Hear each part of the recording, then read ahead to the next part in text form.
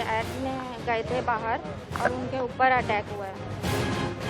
आपने देखा होगा सीसीटीवी में कि कैसे मारे हैं उनको। आरएसएस वाला है ये और बीजेपी वाला है, इसलिए इसको मारो करके बोल रहे थे। ऐसी है मुंबई की कानून व्यवस्था।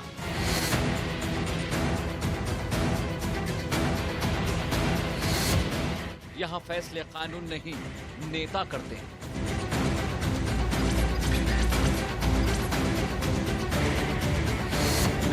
यहाँ लोकशाही नहीं, तानाशाही का राज है।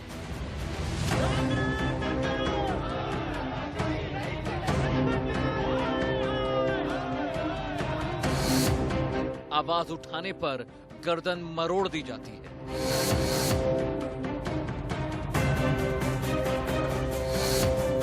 मुंबई में रहना है तो उद्धव उद्धव कहना है। ये पाला साहब के उसूलों के खिलाफ है।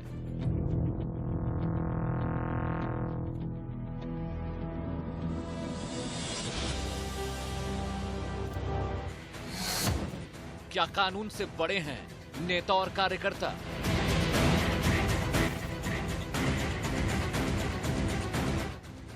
क्या सेना से बड़ा है शिवसेना का कद? नमस्कार, इंडिया न्यूज आप देख रहे हैं। मैं हूं आपके साथ बरखा शर्मा। मुंबई के कांदीवली इलाके में 8 शिवसेना कार्यकर्ताओं ने 66 साल के x navy officer Madan Sharma को बुरी तरह पीटा। इन 8 लोगों में शिवसेना के शाखा प्रमुख कमलेश कदम और पदाधिकारी संजय मांजरे भी शामिल हैं। इस घटना के बाद मदन शर्मा ने मुंबई के समता नगर पुलिस स्टेशन में 6 नामजद और 2 अज्ञात लोगों के खिलाफ एफआईआर दर्ज कराई। लेकिन हैरान करने वाली बात यह है कि शिवसेना के इन गुंडों पर कार्रवाई करने की बजाय पुलिस ने महज 12 घंटों में ही इन्हें जमानत दे दी। मदन शर्मा के परिवार को तकलीफ इस बात की है कि पुलिस ने इन लोगों पर जमानती धाराएं लगाई थी और इसी को आधार बनाकर शिवसेना के सभी 6 कार्यकर्ता आसानी से छूट गए।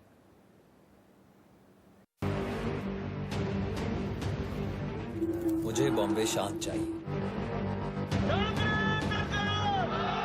महाराष्ट्र में सरकार का आतंक दिन ब दिन बढ़ते ही जा रहे हैं। इन तस्वीरों ने इंसानियत को एक बार फिर से शर्मसार कर दिया।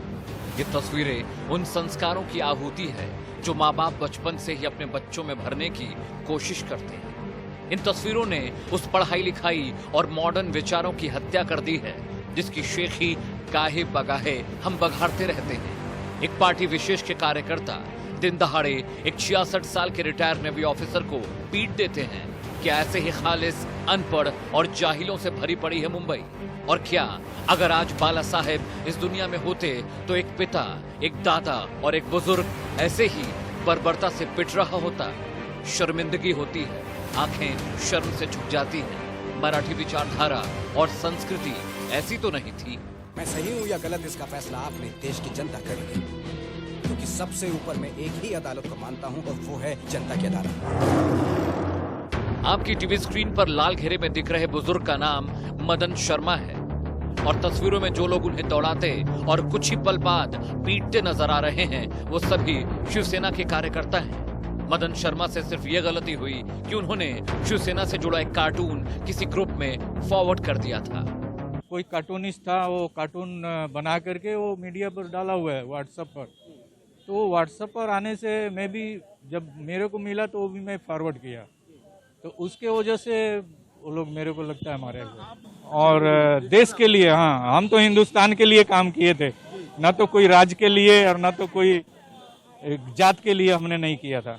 लेकिन यहाँ पर जो अभी हो रही है वो बहुत गलत हो रहा है, ऐसा नहीं होना चाहिए। जरा एक पल के लिए ये सोचिए कि अगर इन बुजुर्ग की जगह कहीं मेरे और आपके पिता होते तो क्या होता? तकलीफ हुई ना? अब उस बेटी को सुनिए जिसके पिता के साथ ये वाकया पेश आया है। शीला, आपने क्या देखा था? कैसे हुआ था? मैंने देखा नहीं था, मेरे डैड ने गए थे बाहर और उनके ऊपर अटैक हुआ है। और कितनी बेरहमी से पीटा है? वो तो आपने देखा होगा सीसीटीवी में कि कैसे मारे हैं उनको। एक सीनियर सिटीजन को उन्होंने कैसे मारा है। मदन शर्मा का परिवार बेहद डरा हुआ है।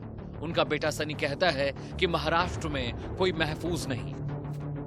ये लेकर के 10:30 से डैडी को कॉल आ रहा था कि आपने किस लिए हमें ये जो फॉरवर्डेड मैसेज है उसके लिए आपसे बात करना है।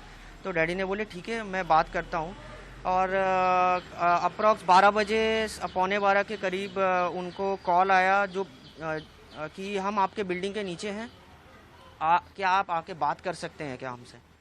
तो डैडी को ये वो टाइम पे ये नहीं पता था कि उधर 10 आदमी रहने वाले हैं या एक आदमी रहने वाला। वो गए, वो 10 आदमी देखे, वो बोले कि ठीक है मैं बात करता हूँ। वो जाके बात भी किए, बात करने का कोशिश कर रहे हैं, उसके पहले ही वो लोग मारा पीटी पे उतर आए। जो कुछ मदन शर्मा के साथ हुआ उसने शिवसेना के कद को और छोटा कर दिया है। कम से कम इतनी शर्म और हया तो किसी भी राजनीतिक दल के भीतर होनी ही चाहिए कि गलती मानकर माफी तो मांगे। ऐसे हालात देखकर अगर कंगना ने मुंबई को पीओके कहा तो इसमें गलत क्या है? महाराष्ट्र में सरकार का आतंक और अत्याचार दिन ब दिन बढ़ते ही जा रहे हैं।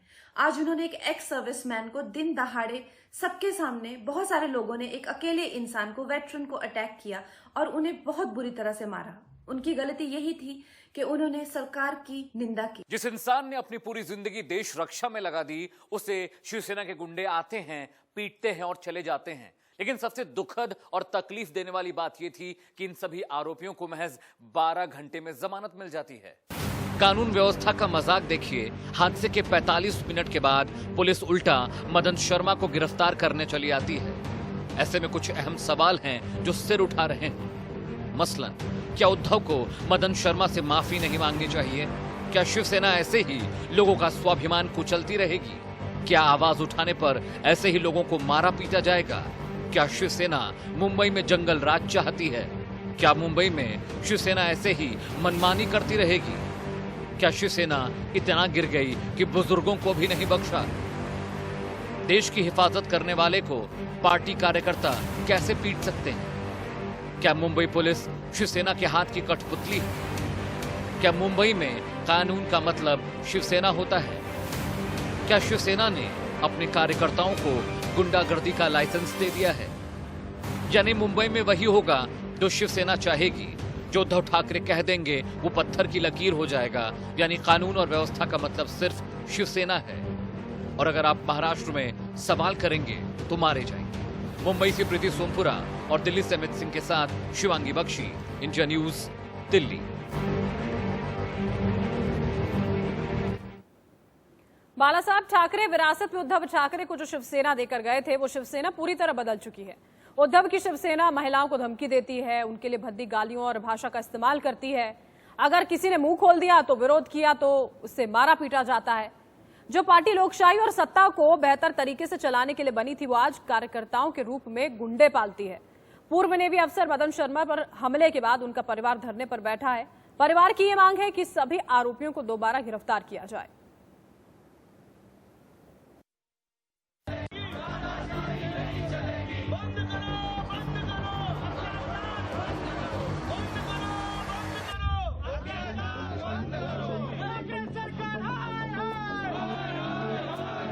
अगर 2020 का नया भारत यही है तो नहीं चाहिए ऐसा नया भारत। अगर इस नए भारत में नेता, कार्यकर्ता और पार्टियां अपनी सीमा, संयम और सहिष्णुता भूल गई हैं तो नहीं चाहिए ऐसे सत्तावीर और उनकी राजनीति।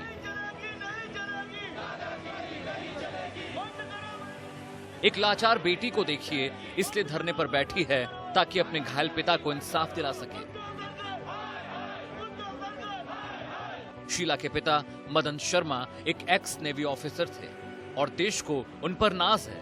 लेकिन शायद शिवसेना का कद सेना से बड़ा है, तभी तो एक पूर्व नेवी ऑफिसर को बुरी तरह से पीटा जाता है और इतना पीटा जाता है कि वो लाचार अस्पताल के बिस्तर पर पहुंच जाता है। कि जिस तरीके से मारा है उसके बाद आपने कुछ सुना? शिवसैनिक क्या कह रहे थे? जी आरएसएस वाला है ये और बीजेपी वाला है, इसलिए इसको मारो करके बोल रहे थे। कायदे से तो शिवसेना को इस घटना के बाद घुटनों पर होना चाहिए था। पहली गलती ये हुई कि एक एक्स नेवी ऑफिसर को पीटा और दूसरी गलती ये कि एक पिता समान शख्स को 8 लोगों ने घेर कर मारा। क्या मुंबई में गुंडाराज कायम हो चुका है? एक प्रकार से ये स्टेट स्पॉन्सर्ड टेरर जैसी अवस्था महाराष्ट्र में तैयार हो रही है।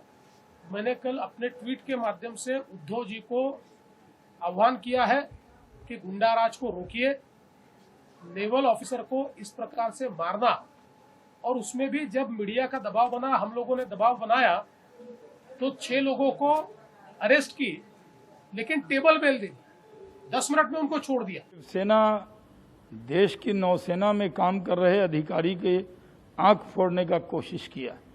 शिवसेना के वर्कर ने जिस तरह एक रिटायर्ड नेवी ऑफिसर पर हमला किया, ये बहुत दुर्भाग्यपूर्ण है। शिवसेना की सरकार ने अपने शिव सैनिकों को पूरी तरह से जंगल राज कायम करने की छूट दे दी है। मुंबई में शिवसेना के नेताओं ने ऐसे फौजी भाई को पीट पीट करके मारा। शिवसेना नेताओं का दुस्साहस ये एक फौजी भाई को मारने का नहीं है, उन्होंने जो मां भारती की रक्षा करते ऐसे लाखों करोड़ों फौजी भाइयों का अपमान किया है। शिवसेना के जिन कार्यकर्ताओं ने मदन शर्मा के साथ जानवरों जैसा सलूक किया, उनमें कुछ बड़े नाम भी हैं। इनमें शिवसेना के शाखा प्रमुख कमलेश कदम और पदाधिकारी संजय मांजरे भी शामिल हैं। बीजेपी लगातार इस पूरे मामले पर हंगामा कर रही है, धरना कर रही है कि किसी भी सूरत में उन्हें फिर से गिरफ्तार किया जाए। यानी जो कुछ हुआ उसमें शिवसेना के छुट भैया कार्यकर्ता नहीं, बल्कि जिम्मेदार पदों पर बैठे लोग भी शामिल हैं। शिवसेना की इस हरकत ने मराठा संस्कृति और आन पर जो बट्टा लगाया है, उसे उद्धव इस जन्म में तो नहीं धुल पाएंगे।